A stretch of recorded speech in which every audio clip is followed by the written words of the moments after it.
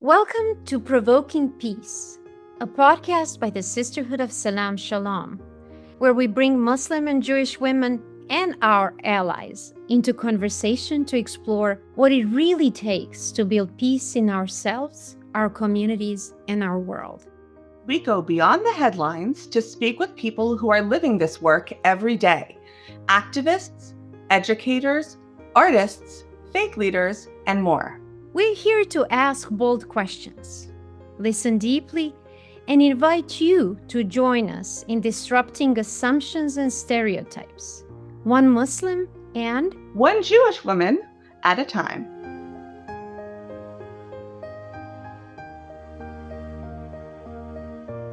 I'll say it a bit different, and this is one of the areas we might not fully agree on. I think what does matter to most Palestinian peace activists, because pretty much every Palestinian peacemaker I know, except for a handful who I don't know if they count as peacemakers, would call it a genocide, just like human rights organizations and so on.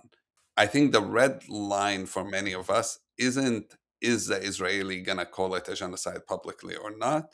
I think people have to come to that on their own. I don't think there's enough debate and argument going to get somebody to call it that or not. I think the problem is when people say you cannot use it, then it becomes an issue.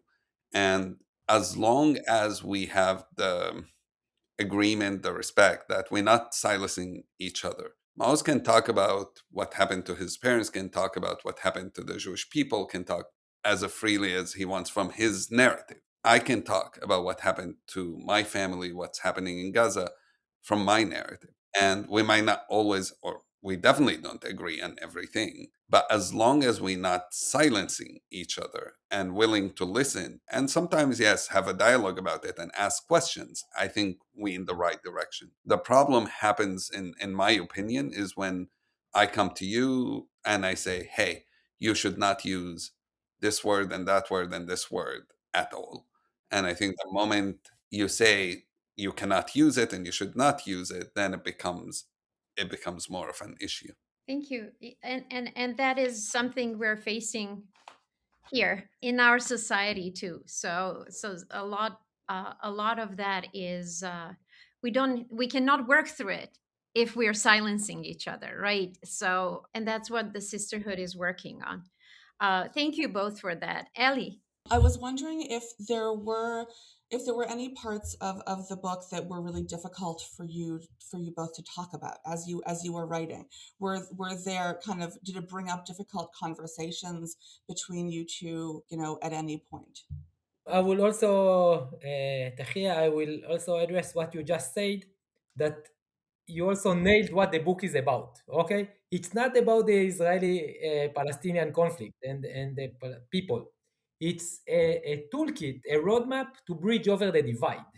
And if we can, everyone can. That's what we are proving in the book. So we wrote it for the greater humanity and audience, and it's just not those who are considering themselves pro this or pro that, Jewish or Palestinian diaspora, that should read the book.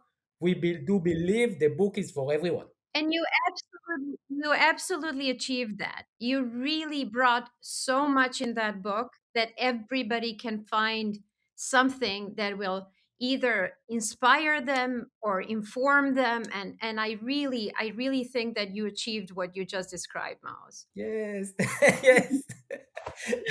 Now, do you Because I remember cried. her question, Maoz? Because Yeah, I cried so much. Right? No, I cried so much writing the book and reading the book. So at least those tears weren't wasted. For what, again, we worked very hard on the book. I'm I sure. think it was mostly uplifting and inspiring exercise or work. I learned so much, like about Aziz, about a Palestinian, and about humanity, and about myself. And I think that the book is 8 days, a shared journey that Aziz and I are inviting you to join us. And each day is a chapter, and each chapter is taking place in a different geographical location. And we actually, in September 2024, we have done it. So it really it was such an amazing, spiritual and inspiring 8 days on the ground. We learned so much from each other, from the landscape we traveled within, and from the people we met. And just to digest that, that was very difficult because we witnessed horrible stories, not just our personal stories, but one catastrophe after the other catastrophe after the other catastrophe. And then how can you transform those this pain, this suffering, this loss into healing, into partnership, into reconciliation? So we were really working with emotions, not just of ourselves, but with everyone we encountered with. So that was really difficult. But that's what we put so much thought, energy, and we also we spoke to some really inspiring people to ask for their advice. And I think that's what this is it's a collective work. It's just that Aziz and Maoz. It's a collective work. There were a few moments I think you get to an area, especially for the vulnerable moments, that were difficult to put on paper, where you write it and you kind of brush over it quickly, and then you have to go back and say, okay, how did I really feel at that moment? And those are always difficult because they bring out memories and bring out feelings. But I just started practicing for the audiobook, and it is I was telling friends, I was telling Marie earlier.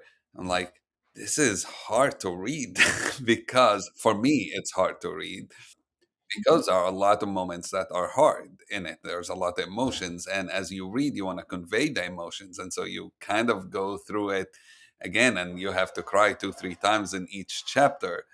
And I'm like, oh, this is gonna be a tough and to do a good reading, you have to practice. And so like I have to like read the whole book few times as I'm practicing to get this a good audiobook.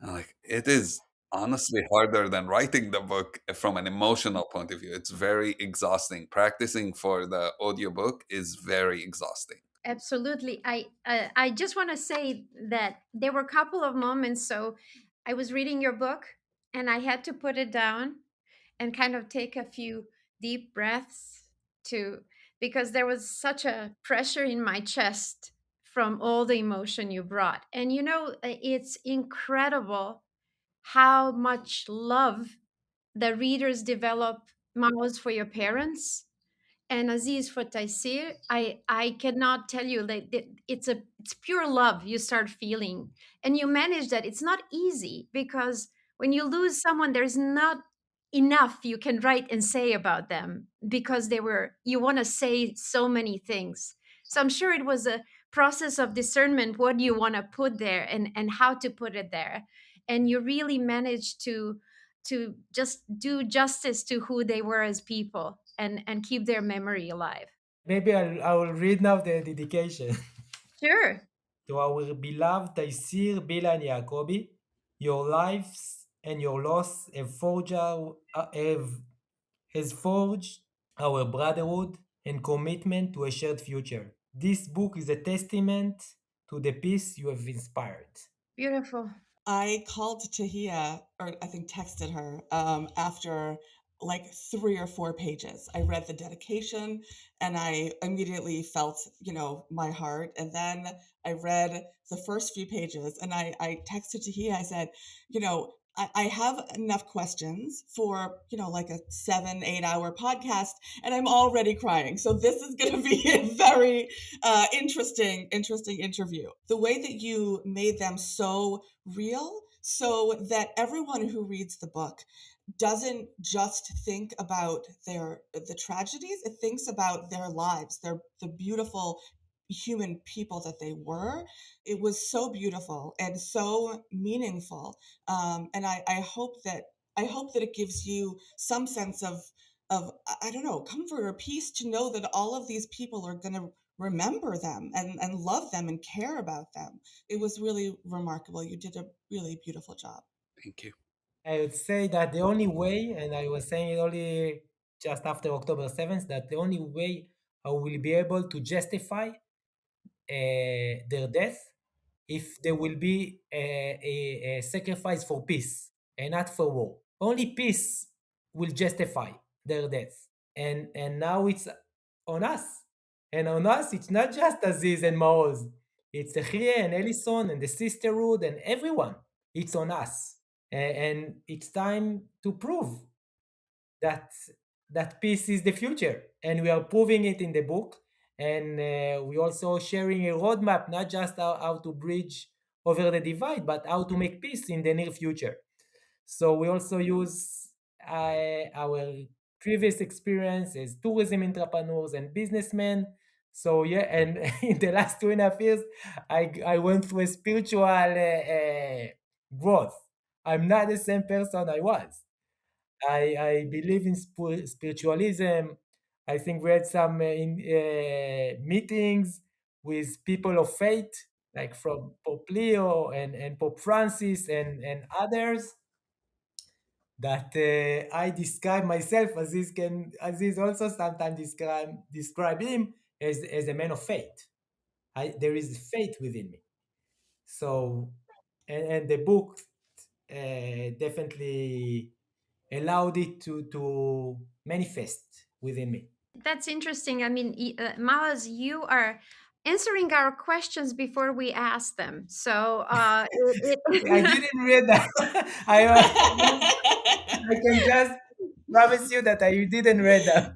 no, no, but I love what you're saying, especially, we, for a long time, spirituality, faith, and faith were considered as something that is kind of sort of detrimental to relationships, to society, to peace, right? So going back to that core of recognizing that it's actually people who are doing these things, not their spiritual or faith teachings that are doing these things, is important. And it really, the spirituality, just through your poems, through artistic expression, you feel that spirit in both of you throughout your book. One question that I just wanted to sort of go back to is, I love how both of you speak about peace building as a very difficult process, personally and publicly, and also addressing the fact that peacemakers and peace builders are not perfect, right? They're not these amazing saints that, they just brought this peace, but rather went through their own struggles, went addressed their own weaknesses. And I just that is something that struck me, that we sometimes idealize people, not realizing that exactly those weaknesses and vulnerabilities make them relatable and tell us we can do the same, right? So can you talk about a little bit about the process of peace building and what it means to be a peace builder, and that it's not a passive process, it's very much, you have to, it's a discipline, as you said in your book. This could take another 4 or 5 hours of I know. the whole class. So there are different parts of the book we talk about this, and I can just remember small parts where I talk about my former colleague and boss, I guess, Andrea Bartoli, who taught conflict resolution, and his argument to me was exactly what you just said: is peacemaking is not just a thing you tell people to do because it's cute and it's fun, and it's actually a dedication, and it does have a cost to be a peacemaker. It's a decision. It's not for nothing that it's elevated even within faith, that Jesus said, for example, blessed are the peacemakers. It's one of beatitudes, because it's not that an easy thing, and it's hard, not only because of it's not hard in the sense of us reaching out just to each other. It's hard because of what we just shared. You're gonna discover things about your narrative that maybe not accurate or not fully truthful, or there are missing links. It's hard because you examine yourself. It's hard because you learn a lot more about yourself being a peacemaker than in any maybe other job, than you trying to build who you are. It's hard because you have to become vulnerable. It's hard because you want to be it affects your relationship with those around you. I mean, even for us, we have to always figure out how much are we home versus how much we are not home. It's a simple thing, but this is part of peacemaking. Is you have to make a balance. Am I destroying my home while I am doing this peacemaking work? Which is a question Maoz and I keep always talking about. Okay, we got invited to 30 things. We cannot go to 30 things. You know this. We had to say no to you before. But it's a very hard choice because you cannot you have to really create that balance. And at times in my life, I failed creating that balance, which I talk about in the book, and how much it affects you. So there's all these things, but with all the hardships, I still would say it's one of the most rewarding things you can do in your life. That's one. And two, I just don't see an alternative to being a peacemaker, because by ignoring the injustices around us, by ignoring the problems around us, by ignoring the wars and the conflicts and the bombs and all of that, eventually you'll be forced into this, or you will choose to go through the route of hate and destruction. And so it's not really an option that I want to be a peacemaker or not. In the more I think about it, it's the decision is made. It's about, are you willing to, you want to live in a world that based on values of justice and equality and dignity and safety, or do you want to live in a world that the stronger can take everything? And that's a horrible world to live in, because you might think you the stronger today, the stronger today can be the weaker tomorrow, and vice versa. There is no, if we don't have any understanding of how the world can work in an equitable way and in a just way, it's a very terrifying place to live in. And so being a peacemaker becomes a no-brainer, with all the challenges and with all the fears and with all the issues. And not being perfect, I think, is very important to talk about, because if you tell people that you have to be a perfect person to be a peacemaker, nobody is going to be a peacemaker. No one is perfect. There's this understanding, is like you have to be an icon, you have to be like a prophet, you have to be, where you've never done anything wrong in your life. And I think what makes peacemakers unique is that we are not perfect people. We are very much an imperfect people who trying to create a better world. That's all it is. And we have many issues. We are very different personalities. Some of us are warmer, some of us are colder, some of us are funnier, some of us are not, some of us are more vulnerable, some of us are not. It's fine.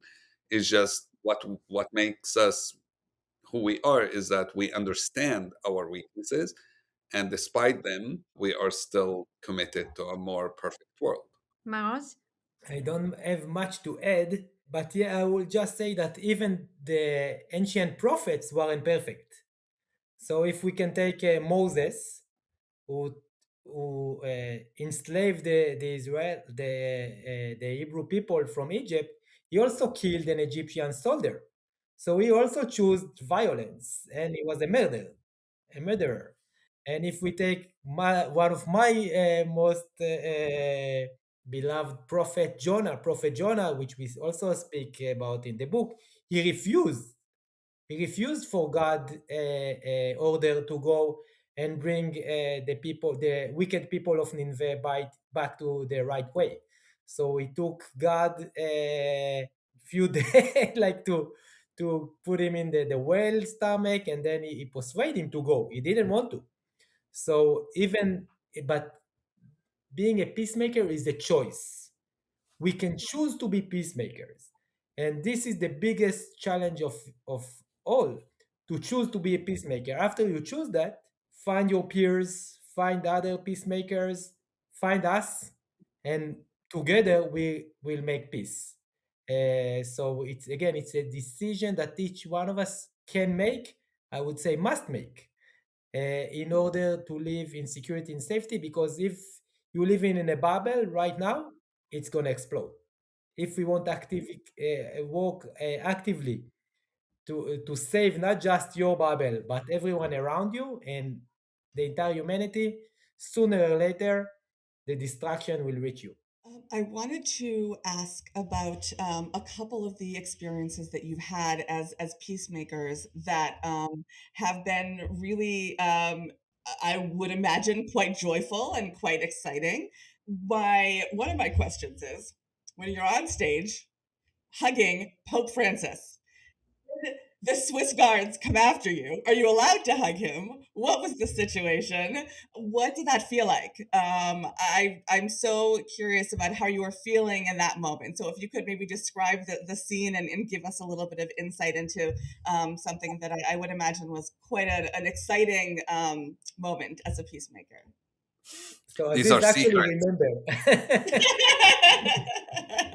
Now, here's a funny thing. We mentioned dreams, and Maoz always talks about dreams. So the night before, we having a dinner, and I don't know where from. I said, "You know what my dream is?" I don't know if you remember this, Maoz. Marie reminded me of this, but I said my dream is tomorrow we hug Pope Francis, and we in the beginning thought, it's not going to happen, and then Marie searched it, and we were lucky to have our wives with us there for this moment, and she's like, it's actually usually it's not a protocol, it's not part of what you should do. However, because Pope Francis is Pope Francis, he sometimes does it. It's like if you get a chance and he leans forward toward you, you lean a little bit, it'll happen. And so the next day, when we just started telling our stories, everybody in the audience started cheering. And this is really a powerful thing because it wasn't just that Pope Francis recognized what we're doing and who we are and the goal of our mission, but it's the people and that symbolism of us standing together. There were 13,000 people, more or less, in the audience, and everyone started cheering for us as we told our story. And that's when Pope Francis stood up and he just signaled like this, which is what I saw. Maoz didn't. That's why you see me heading way ahead of him. And I was told later that those in the audience, our families, thought we were going rogue, and we just have decided to go after the Pope. We- Fortunately, that's not the case, and we got the hug, and I cannot tell you how meaningful that hug is. Neither of us is Catholic, but we were very close to becoming. Maoz, were you just like running after? Like, oh gosh, I gotta go too. It was also in the Arena de Pace in Verona in front of 13,000 peace builders. And it was also, and for me, it was out of body experience. I was floating somewhere above the arena, and I could see how in 30 seconds that we gave our testimonial to Pope Francis and the audience, in 30 minutes, from asking us, is peace possible, to yes, we can. Just in 30 seconds, how we were able to transform all those skeptical and to have faith with the entire audience. And we're also using the words Pope Francis told us also in the book, in the opening. If I can read it, I would love to. Please, And yes, that's true. please. In the face of the suffering of these two brothers, the suffering of these two nations, I have no words. They have had the courage to embrace each other. Let us pray for peace and for these two brothers to bring the will to work for peace to their people. His Holiness Pope Francis. And Pope Francis was the first one to address us as brothers. And since that moment, I officially am saying that I lost my parents, but I want a brother. I want Aziz. That's so beautiful. I mean, if Pope Francis says your brothers, who is Exactly. anyone to argue? There's no divorce in Catholicism, so it's forever. Yeah. That is. No, I think this is we recently were back to Verona to carry the Olympic torch together, And people were asking us about the power of symbolism, like what does this symbolize? And what we kept telling them is the power of symbolism is not in the people who are doing the act. It's not in Maoz and I. It's rather in how people receive it and how it impacts people. And in whether it was at the Olympics where so many people joined us cheering and chanting with us, peace, salam, shalom, in the streets of Italy. It's incredible, including high-level politicians, the head of the region, the mayor, the bishop of Verona, all of that. Or when we met with Pope Francis, that he's met many people, he's seen very powerful stories, and yet still the symbolism of an Israeli and a Palestinian who lost family members standing before him, hugging each other, was moving for him. And moving for 10, 13,000 people. That's that's something missing in today's world. We don't have those kind of symbolisms, are not amplified. They exist, there's tons of them, there's many examples. You are an example of that, the sisterhood in the States. But those stories are rarely shared, and that symbolism would have a massive impact on the whole world if we find better ways and if we convince enough people to start sharing it. Because everyone says, I want to help you, I want to help you. This is the easiest way people can help, is uplift those symbols that make people rethink where they stand and realize that it's not an us versus them situation, that we are on the on the same side, fighting for justice and equality and peace. This is as simple as that. And it takes just people realizing, how do we uphold those symbolism? It's so difficult because the I feel like so much of the media is really looking for sort of the spectrum, right, the ends of the spectrum, and it's so often I feel like those are the voices that are really uplifted as so loud and representative, but you guys are the opposite, and you have certainly done a really good job of getting your story, and you have the TED Talk, of course, and you've had many interviews. You were interviewed by NPR just a couple of days ago, as of this recording, and how important has that been to kind of to your strategy to try to get the more people that listen to you? I think the more people are gonna open their own hearts. The more people who read your book are going to open their own hearts. So it seems like that's really been a effective, hopefully, strategy that you've been using. Can you talk a little bit about that and how you've sort of developed that? Yeah, so first it came with many conversation between the two of us and with our board members in Interact and colleagues and partners in other initiatives. And we came out with a 5 chapter roadmap to make peace by 2030. So chapter number 1 is to dream. That we must dream because the field of dreams is where we change humanity. It's not the battlefield, it's not a political field, it's only through dreams we can create a new reality. And for me, that I wasn't a spiritual person before and I was speaking about dreams, but I didn't get it as fully as I get it now. So many people tell us there is nothing to do. We cannot do anything. We are in despair. It's the darkest time in our life. And it is. But I tell, okay, now please close your eyes for a minute, 2 minutes, and dream about the best scenario, not just for yourself, but for humanity. So that's the first chapter of the roadmap. The second is to amplify the dream. And this is exactly what you are at the sisterhood helping us. And this is what the TED Talk and many of the things, we must amplify the dream because we cannot keep it as a secret just to ourselves. It must be public, it must be shared, it must be loud. And we're suffering from the same polarized world, social media, mainstream media.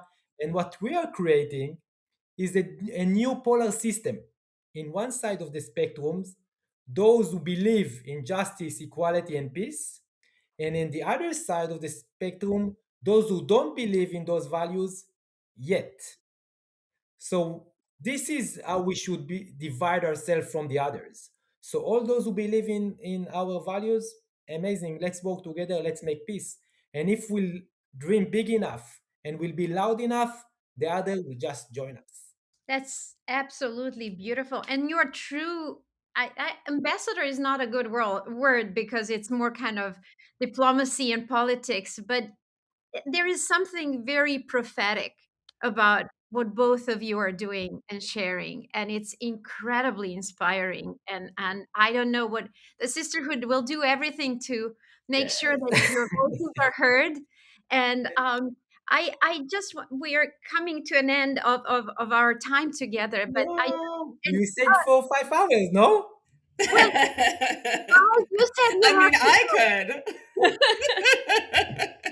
listen, we hope to have more time and have create opportunities for our members to hear more from you and many other people. But you did refer to something in the book that I actually wanted to close the interview with, and that is, and I'm going to read it. That just made me.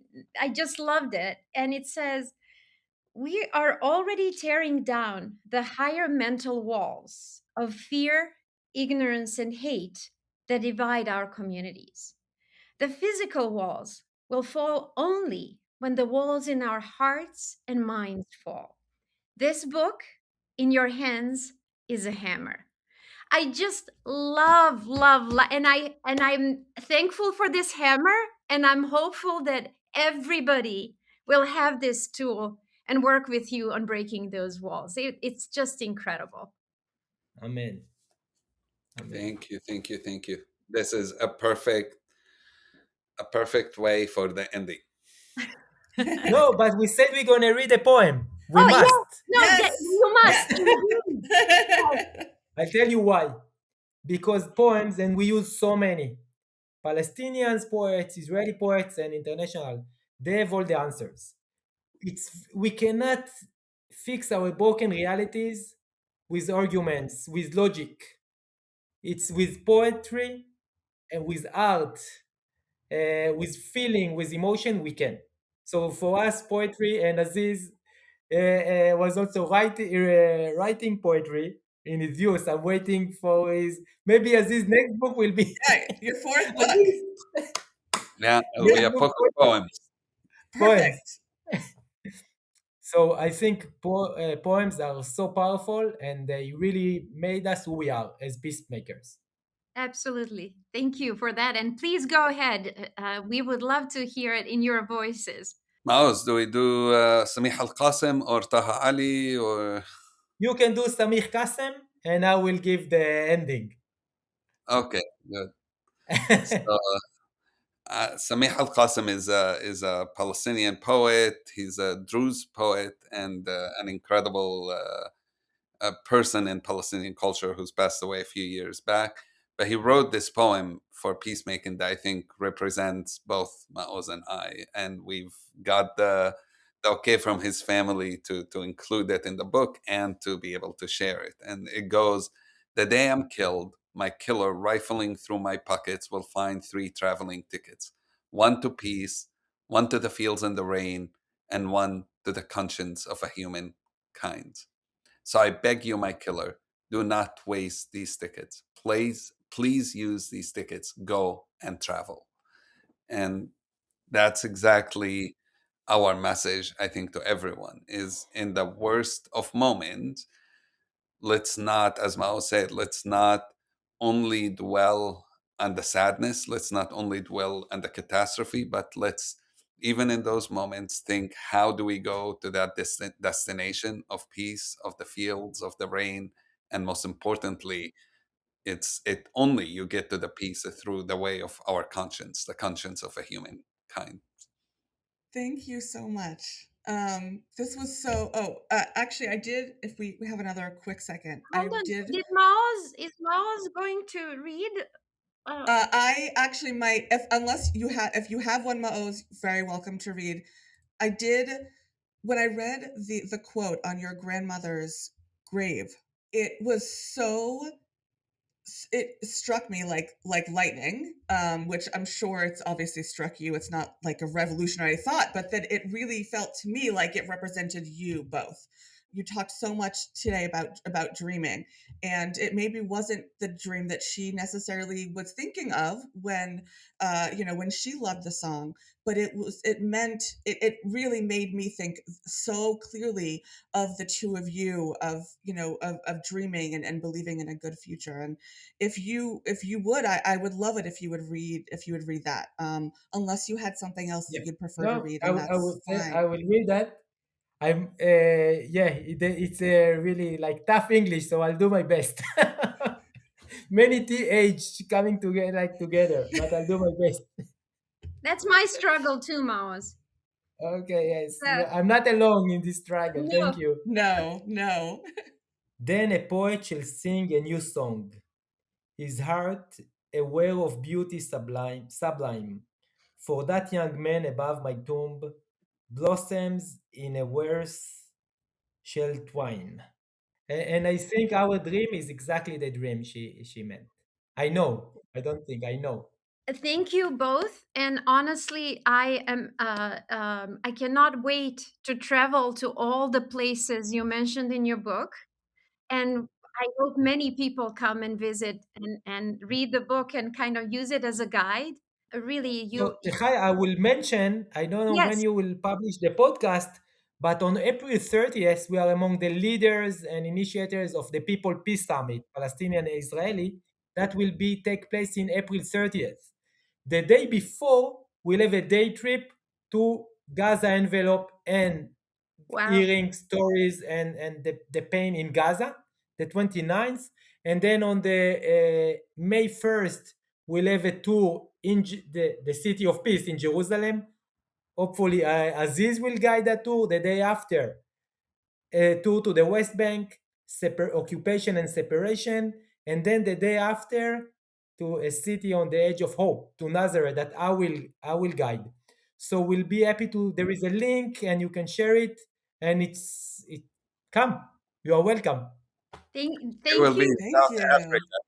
I mean, everybody. Oh, Well, we will, but not, maybe we'll have a little stop off in Israel before South Africa. that's not a bad idea. It It's cuts not a bad transportation. idea.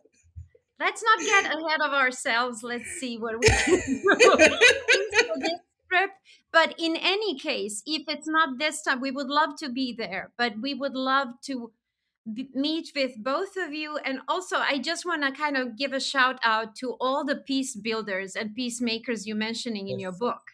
You are really bringing up amazing organizations, amazing names, amazing people that I also think are walking the same walk the two of you are. And I just want to recognize them as well because I'm so glad they are part of your book.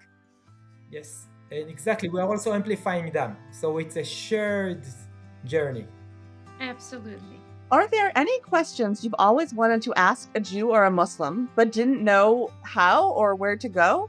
Ask us at podcast@sosspeace.org. We don't speak for everyone in our communities, but we're happy to give you answers from our own perspectives. And to learn more about the sisterhood, subscribe to the newsletter on our website, sosspeace.org. If this conversation moved you, challenged you, or made you think, we'd love for you to share it, leave a review, and subscribe wherever you get your podcasts. The opinions of speakers and hosts do not always reflect official positions of the sisterhood. All rights to video and audio content belong to the sisterhood. Until next time, keep listening, Keep learning, and keep provoking peace.